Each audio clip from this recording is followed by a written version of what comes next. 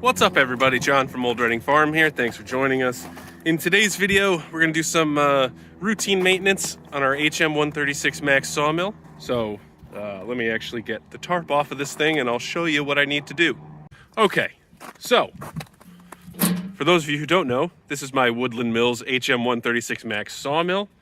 I have it on a 16-foot track.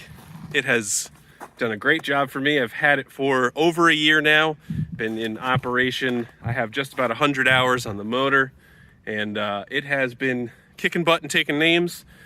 So there are two things that I need to do. One, it seems like I was having an issue with the switch for my power head. So the power head is what raises and lowers the sawmill, as you can see. So part of the issue we thought was because it was so cold, it was not raising the head efficiently. But I also noticed while we were going through this, so you see this right here is, so there's a bearing right in here on this wheel, and it should be basically flush like this. But as you can see, it's not, it's bent out. And so something has happened and the bolt or the nut has sort of squished that bearing. And so now it's not flush with the other one, as you can sort of see there. So I'm gonna do two things. First, I'm gonna replace the switch, see if that makes a difference, which I think, I'm not sure if they actually sent me like the actual switch here or if it's this part. We'll have to take a look and see.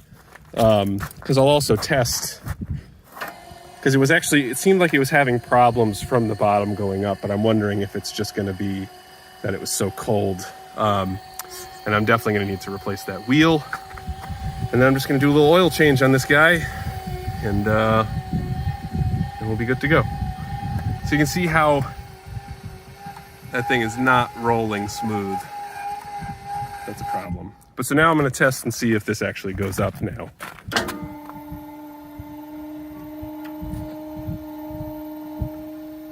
Oh yeah. So that is interesting. It seems like I am now not having a problem at all raising the saw head. It's actually going much faster than it was before. But we had some of the coldest temps we've had here in Connecticut for the longest time, where it didn't get above freezing for like an entire month and a half. And for the most part, it was in the 20s and like below the 10s at night. So I think it's like this little electric motor just didn't have enough oomph to raise the super heavy mill when it got down to be that cold. But so it seems fine now. So I might just leave it and we'll save that switch just in case something happens. But I am going to replace this little bearing. So what I'm gonna do is I'm gonna lower the saw head all the way down to the base, which will relieve the tension on the cable. And then I should be able to just unbolt it, put the new one on, loop the cable over, and be good to go. I'll also need to do some checks to just make sure that the head is like level on the tracks. And then we'll let it run for a little while and then change the oil.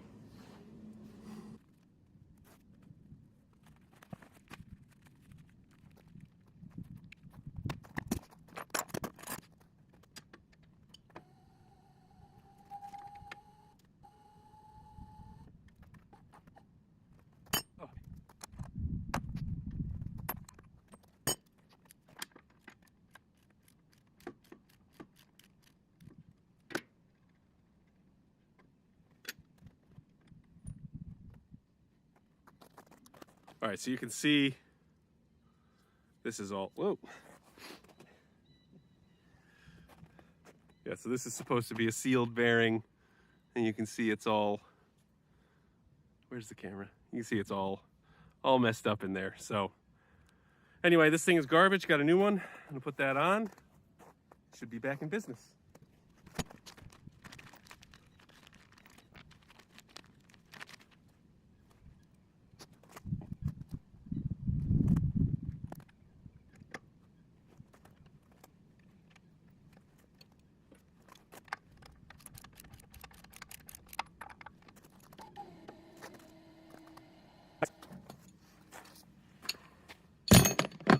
All right, so that was easy enough. So now I'm going to turn on the motor, let it run for a little bit, and I got to grab a couple things, and then we'll change the oil. now I'm ready to change the oil, and I have this waste oil bucket here, so I'm just going to raise this up enough so that I can put a little funnel underneath it to drain the oil, and then I'll have to probably take the gas tank off to remove at least the oil filter, but I'll do that once I have the, you know, oil cap off.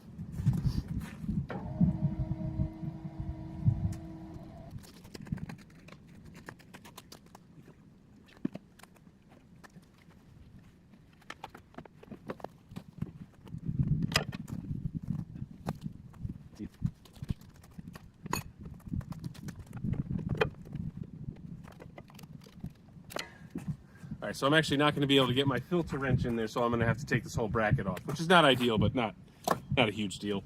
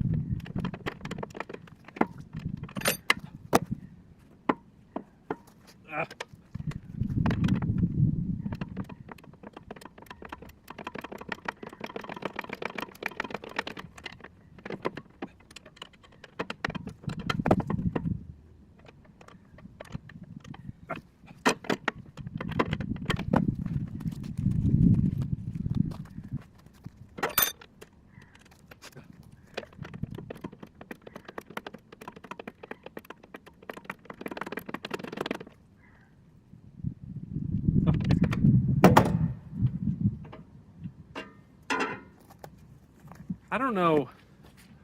I've met a lot of mechanics, and I've met some mechanics with some giant hands. I don't know how they do it.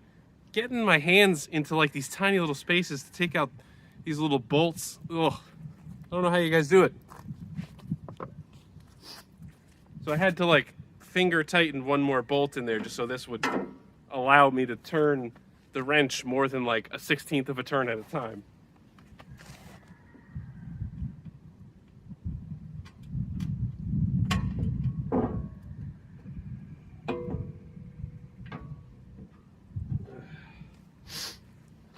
All right.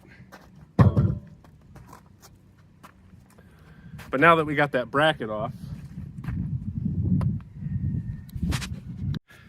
now I have easier access to both the oil filter and the drain plug. So that's good. It'll be much easier to drain now. Okay, so now I'm going to drain the oil and see where we go from there.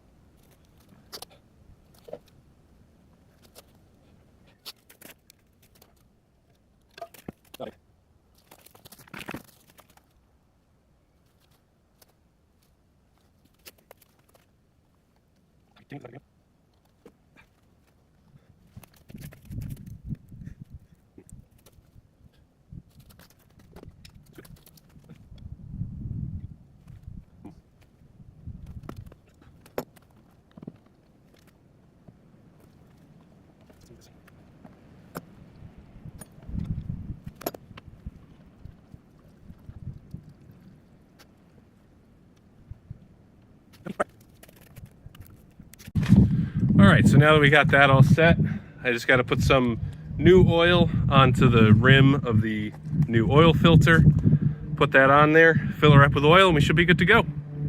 All right, so got everything set up and put back on there, and I've decided I got this big old spruce log because there's a lot of projects that I have coming up, when do I not? But specifically, I have all this spruce that you can see in this big pile over there. That's going to be good for fence rails and fencing. And I also, so I have a ton of wood chips now up in the wood yard. And obviously with all this melting snow, it's going to be an absolute disaster once it all melts, which should be hopefully very soon. So I want to add some sidewalls to my dump trailer, because what I found is this dump trailer can hold a lot, but I can only fill it up so much because the side rails, I think it's only 16 inches or whatever. But so obviously it was built with these pockets. So I think I have two 2x4s that I have milled here. So I'd also like to, and I think this one's super tall. So I should have enough 2x4s here, and I want to get some of the rails here to build a whole box so that I can raise the sides to be about like here, and hopefully almost double the amount that I can carry there. So anyway, let's quit spilling and get to milling. Let's quit blabbing and get to milling.